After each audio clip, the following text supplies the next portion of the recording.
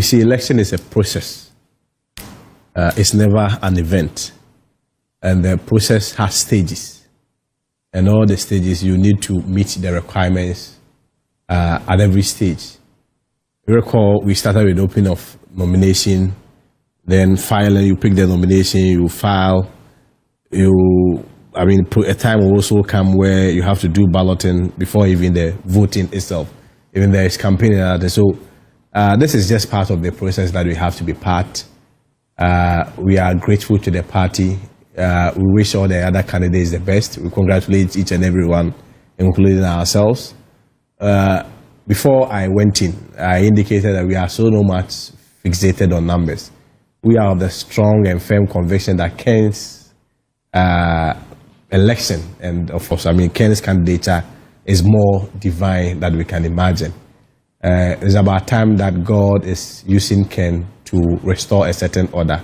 Recall the days of the Israelites, when the Israelites were determined to move in a certain direction, and they intimated to God that they wanted a human king, and God gave them so. And at some point, Israelites fell, the conditions, everything about Israel really went down. And the Israelites went back to God, and God gave them David. So we are taking an inspiration from that story, that yes, Saul has been rejected, a new David is coming in. So everything that happens through this process is in the hands of the Lord, who is introducing the David, and that new David is Honorable Kennedy Agyapong. So yes, the numbers are good in terms of one being visibility. If you want to look at how easier you are able to identify it on the ballot, it gives us another advantage. In terms of even people who are so no much sure or undecided, sometimes they go and they vote for one. In terms of marketing of the number, also it gives us another advantage. But like I indicated, we as Team Ken are not so much fixated on numbers. We are going to the delegates and sell our good message. And I sat on this platform 2 days ago, and I said that the message of Ken is very simple. Aside demonstrating the capacity and the capability to win power for the MPP, his message is simple. And I paraphrase it in 3 key sentences. That is jobs, jobs, jobs. That's all Ken is going to do. So we'll go back to the polling station executives, over 200,000 of them. Sovereignty resides in them. They are the kingmakers. They are going to decide who leads the party.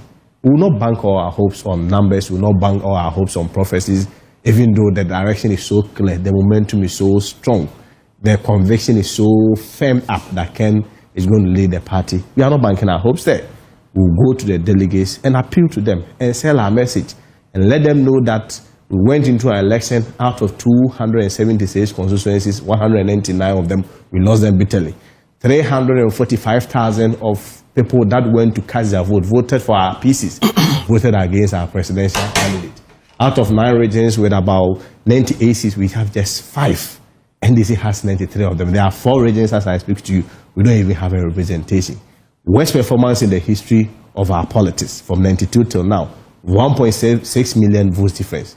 We are going to sell this message to them. Then we give them a message of hope, the assurance that the personality, the credibility of Kennedy Agyapong, the marketability. And when I say marketability, we have to separate marketability from visibility. People could be here for 16 years, well visible, visibility in the area of presence, but they may not as well be marketed as Kennedy Agyapong. Marketability translates into acceptability. Ken is accepted because people and the whole public trust him. So we are going to show his strength and then assure them of the jobs. And we are so much convinced that with the help of God, just like the Bible says that the heart of the king is in the hands of the Lord, and like the river that runneth, wherever he likes is where he places it. We are so much convinced that 31st, the people are going to vote for Ken. But it's a game of numbers, really. Out of the over 2,000 delegates, who is on your side? For that, if you are minded, I'm giving an opportunity to just react quickly to my sister, because at some point she drew me in, so I'm sure it was an invitation for me to react. Okay. Remember she mentioned that even President Mahama lost with 1 million votes and came back. But it took him 8 years. I mean, it was the reason why Ken said, if he's taking President Mahama 8 years to do away with 1 million votes, then how many years will it take Dr. Bawumia to then offset the 1.7 million votes difference, which is about 13.6 over 14 years. I'm not sure the MPP are ready to stay in opposition for 13 or 14 years. You see, the point is that we are not saying Dr. Bawumia is not eligible to contest again. That confusion and that line should be drawn clearly. What we are saying is very straight, that in MPP, per our history, the opportunity of a second chance is not just a reward for showing up. It has always been contingent on performance. And that performance is judged based on the voter share that you are able to add to the party's previous votes. So you look at, for instance, Professor Edubrahin, 30.29, then Kufuor then took it to 39, then Akufo-Addo took it to 45, even with Akufo-Addo, his first round record, he won. We had to go to 10, and then the results then, and Professor Mills won the ultimate election. But then you reference that with Dr. Bawumia.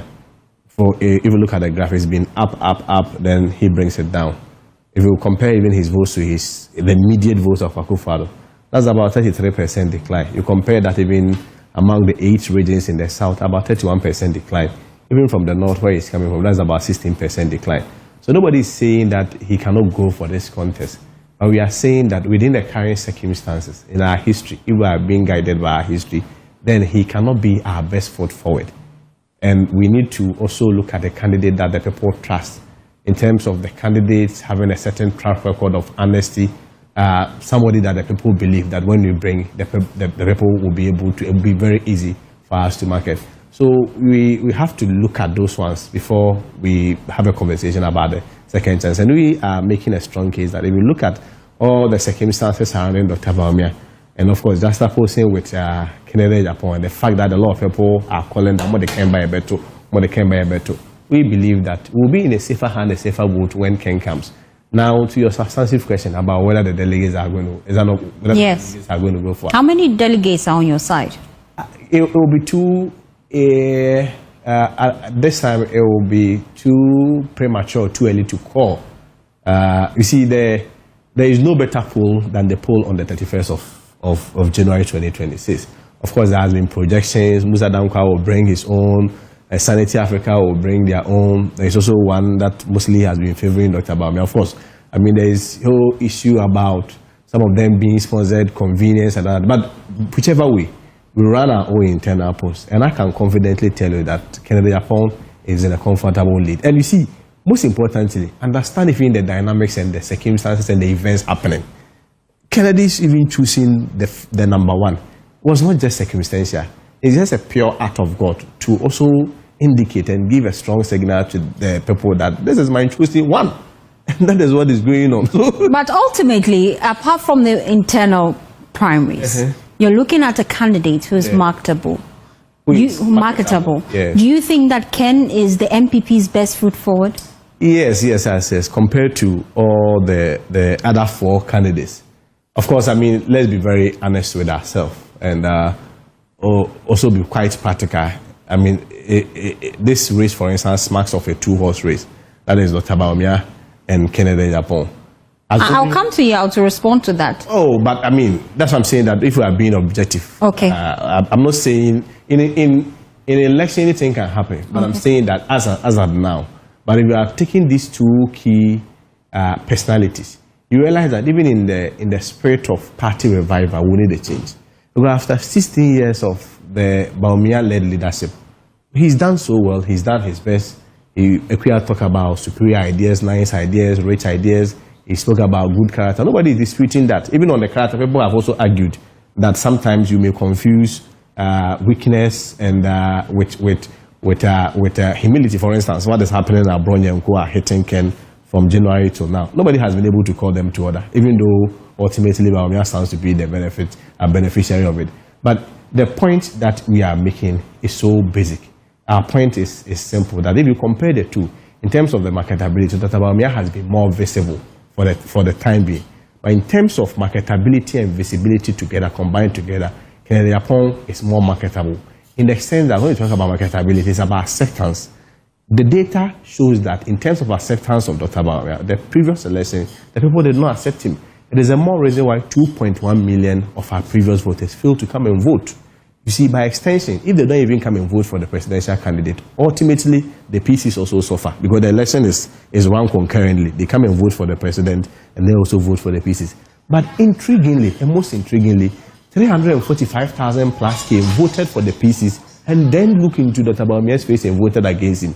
So that should also give you an indication that the people are not ready for him. So in the aspect of marketability, the acceptance is so low.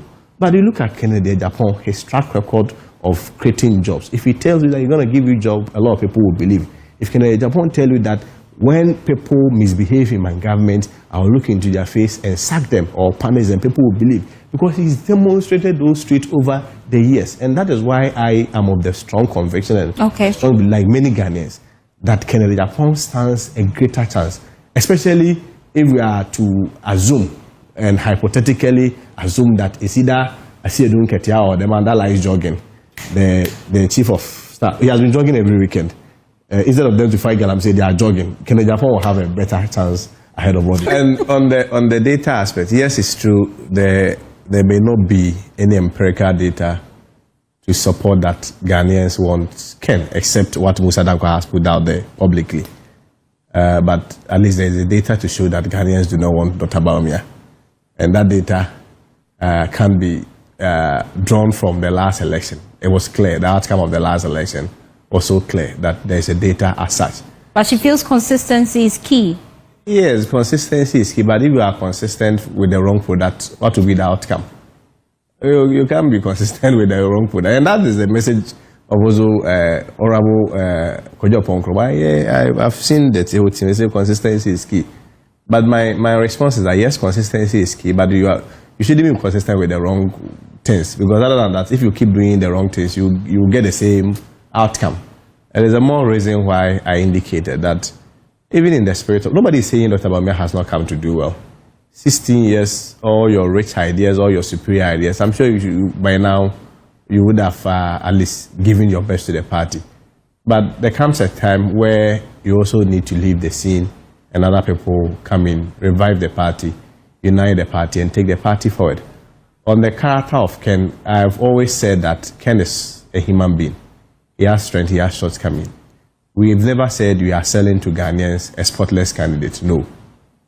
He has his shortcomings. But even those shortcomings are even something that we can galvanize and use as a strength to help this country. People say he's temperamental. I will also look at it in a way that Ken is so overly passionate in getting results done. Ken is able to look into his own party people's face and challenge them. Extremely disciplined. Unlike what is going on in other camps, Abronya has been attacking Ken for the past 7 to 8 months, and nobody has brought him to order. This will never happen under the leadership and watch of Ken. And these are all character traits and the trademarks and the hallmarks we need of our good leader. So let nobody confuse the issues by defining who a presidential material is.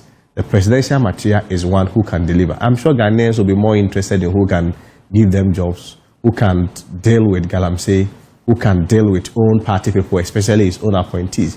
Than a leader who will come and say, I didn't know this, I didn't know that, don't visit the sense of my team members on me. Meanwhile, you could have looked into their face and tell them that, Mr. Bonye, what you are doing. If your candidate loses this election, will you rally behind whoever wins? You see, this is so basic. There are two outcomes in election. It's either you win or you lose. It is our expectation and hope that we win. But if they are likely happen, what do? We all come together in the spirit of unity and support the party. Just like any of us do not have a different chance or opportunity. If Dr. Bawumia, Dr. Agyapong, my boss, Dr. Duchum, any of them, whoever wins or whoever loses, will come together and then push the party forward. So our commitment to the party first before even our individual visions and individual aspirations